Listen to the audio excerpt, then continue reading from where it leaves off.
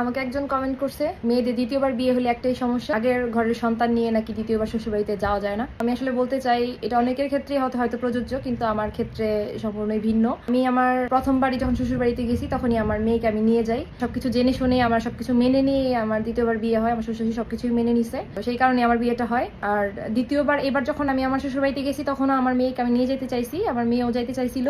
তবে তার কথা ছিল যে আম্মু তুমি যদি লঞ্চে যাও দাদুর বাড়িতে তাহলে আমি যাব, কারণ লঞ্চে আমাদের কখনোই ওঠা হয় নাই।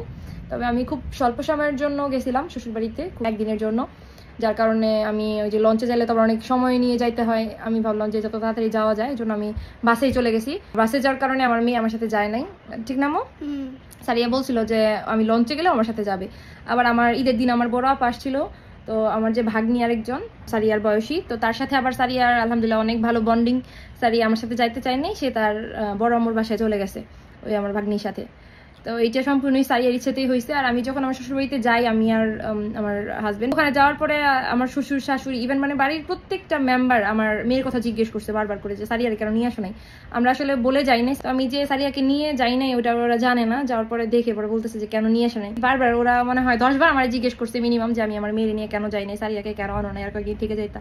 আপনাদের যদি এরকম ধারণা হয়ে থাকে আমি আমার মেয়ের নিয়ে শ্বশুরবাড়ি যাইতে পারি নাই, তাহলে আমি বলবো যে এটা সম্পূর্ণ ভুল ধারণা।